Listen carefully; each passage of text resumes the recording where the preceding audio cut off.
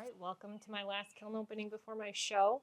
I get to set up tomorrow, and the show's on Saturday. It's Thursday today. So we have in here some moths, little tiny moths that I made cookie cutters out of, and then just glazed them with some random glaze.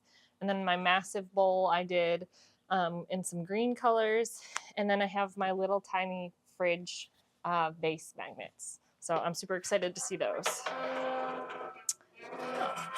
So I bought these like shadow boxes, and I thought I could put these cute little bugs in them. They didn't turn out quite as detailed as I was expecting them to. This one's kind of cool. I like the colors of that one. And this one's kind of nice. Oh, something's stuck. Whoop. May have put it on a little glaze drip or something. Ooh, I might have to get my little... I use this paint scraper when I get glaze on my shelves. I bet you I could just shove it under there and get it off. Yep. I think I set it on a little piece of glaze that was in there. That one's kind of cute. I think that's like, I don't even know. I used a bunch of different ones and I just kind of put them all together. These are kind of meh. Oh, this one's pretty. I know I did muddy waters, like a couple spots of muddy waters. And then I think this is sea salt. It's kind of a flat base. You can see where some of the crystals pooled in there. Sea salt and muddy waters was pretty good. It's kind of cool. The ones that don't go in the shadow boxes, I'm just going to make into like pins or magnets. Here's a big one that has a little hook on the back. You can hang it on the wall. Oh, one got broken. How'd that happen? Just like split. It was sitting there like this. Weird. Did a cute little, oh, that one got stuck too. Little Luna moth. This is kind of a fun color. I think that was Honeydew and rhubarb. And this one's rhubarb and I think alabaster. Well, the rest are just kind of boring. Little ones. Oops, sorry. I'm just going to make cute little pins or something and sell these for cheap. And there's, that one's kind of pretty. I like the crystal chunk in that one from the Muddy Waters. That one looks nice. That one might make it in a box. I actually like how there's like, I don't know, some texture up there. And that one's kind of plain. Plain but cute. I think that's river birch. All right, the next shelf down, that's stuck. I got a little chunk of moth on one of those. Bring it over here for later to scrape off. Oh yeah, I forgot. I did some really cool like patterned mugs. Oh yeah. So these I did last year. Oh, there's a big airplane going through. Sorry, I live by an airport, so there's a big airplane going by. So last year I did these egg mugs in curvy mugs and straight cylinder mugs, and they turned out so cute, and everyone loved those. So I have 4 of those. Ooh, I didn't even notice this. I used speckled reclaim, and then this one's plain. I think I don't know. This one looks more like vintagey. I kind of like the plain one better, I think. I don't know. Let me know what you think in the comments. So I have 4 of those. And I just use like wax resist to go and leave this blank. Otherwise it was really hard to like not get on those spots. And when the stroke and coat, when you bring stroke and coat to a cone 6 and you layer it, it actually gets like this bubbly, not bubbly, but like a mottled color, and it doesn't look great. So if I were to have these 2 touching, it kind of would have had like a reaction basically, and it doesn't come out as clean or crisp. Okay, and then I did strawberries. Ooh, I love both of these. So this one is Mayco's new mint chip. Probably my new favorite glaze, and I think it looks great with this stroke and coat. I think I used hot tamale, and on some of them, like here's, you can see that effect I was talking about. It just kind of bubbles, but I put some melancholy on there to just give it a little bit of depth. Like here's a good spot right there. So this one is the new one. This one is Mayco's. They're just like satin mats, and you can mix them up. So I mixed light blue and teal, and I love that. It looks so good on the speckled clay, and it's really poppy with this red color. I was worried because I bought this glaze like 3 or 4 years ago, and I hadn't really used it. So I wasn't sure how it was going to come out, but that's on some reclaim as well. Just swirled reclaim. So what do you think? Satin matte in my mixed up color or mint chip? I love them both, but I actually think I like this one.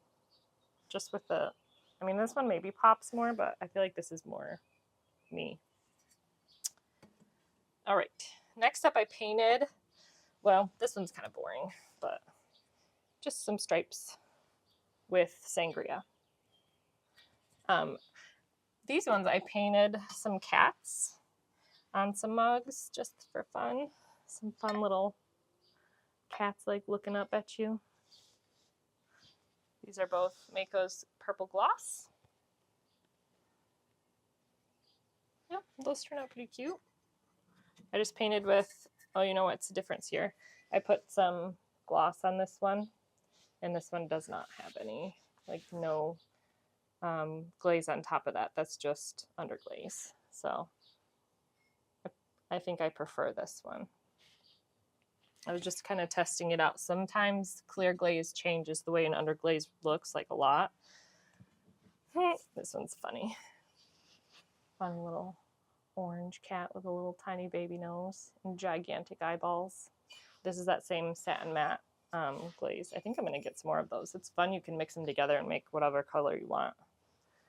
So that's those two. And that, I mean, you can see on speckled clay versus non-speckled clay.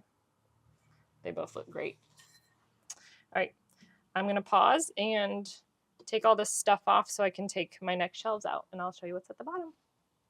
All right, taking out this last shelf. I have my little tiny vases down here. Looks like a couple more mugs and my big old bowl. I'll show you the big bowl first. All right, the big bowl I did honeydew on the inside. So this is Coyote's Honeydew. And on the outside is the Mint Speck. And I put this on thick. Like I think I did 4 coats.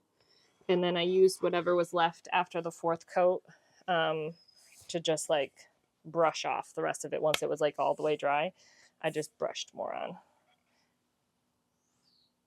I love this. I think my husband is going to make me keep this, but I think we should try to sell it. So all your potters that go to like shows, obviously I'm new to this, so I don't know, what price would you price this bowl? I'm hoping for like $150, but I have absolutely no idea. I mean, it's probably, maybe it's a little over a foot. Like from top to bottom. I don't know. Like I can fit it on my head. I don't know. Let me know what you think. But I definitely love, I feel like this was on the bottom shelf. My other mugs were on the top, and I think this came out a little bit more. It's not quite as like matte. It's definitely a satin matte now. So maybe a little bit hotter works better. But I'm just going to set that down there. Okay.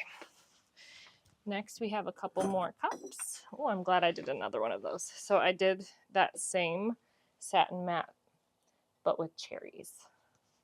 And I love that. And the same color. So tamale, and then this is melancholy.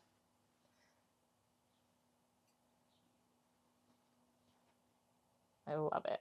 I think next time maybe I'll move the cherries down a little bit and then do stems. I think that'd be pretty cute. Love that. And then another egg. This one's speckled. So if you're wondering, this is dandelion, this is cottontail, and this is speckled teal next time. And you can tell it's got some like white specks in it. So it just adds a little extra. Okay, the rest of these are just tiny pots. I did mint speck on 4 of them. So if you can't afford the giant bowl, you can get a little tiny baby vase. I made the backs flat so that I can put a magnet on there and they can go on the fridge. And then I did a bunch of peach pattern with stroke and coat just to kind of go with my theme of lots of peaches. They're super cute, little baby peaches. They're all the same, different shapes. I did those, I threw them off the hump. Oh, here comes another airplane. But yeah, I threw those off the hump, and I find that like little tiny things are hard for me to make, but I did it, and they're cute. And this is porcelain. The rest of these, oh, there's one more peach. The rest of these I just did like patterns, like cute little patterns with underglaze, and then dipped it in a clear. My clear worked really well this time. Sometimes I get it a little bit too thick and it gets kind of foggy. And sometimes I do it too thin and it obviously doesn't work out very well. But these are just porcelain. Super cute. They definitely turned out really white. Like I'm happy with the color of, like, this is just the clay. So I'm happy with that. And then I did some checkered patterns. Just a cute little blue one. Checks. A couple different colors. Dark orange. And then this is flame orange. This is flame orange and white. And then that's violet. Or actually, I think that's amethyst. And the rest, there's some more checks. That's just a mix of colors. More flame orange. Some cute little patterns. There's one more peach. Patterns.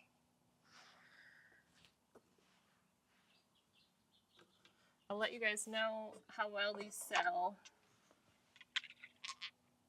and what I end up pricing them for. But they turned out so good and I love them. I might have to keep up with a couple of those for myself. All right, that's it. As always, like and subscribe my videos, helps a lot. I will continue to be posting a lot more. This last show was just kind of a last minute. I'm filling in for somebody who dropped out. So my next show is May 11th, and I hope that I will have to replenish my stock and do a few more kiln loads before then. Let me know if there's anything else you can think of that you'd like to see. I know people were asking for some glazing tutorials, but I haven't been doing like layered glazes. I've just been doing like single glazes, and I found some that I really like. So it's been helping me cut down my time. And that's kind of what I'm looking for with doing all these shows this year. So if you have any tips for doing shows, let me know, please. I will take anything into consideration. And I appreciate you all being here. So thanks. Have a great day.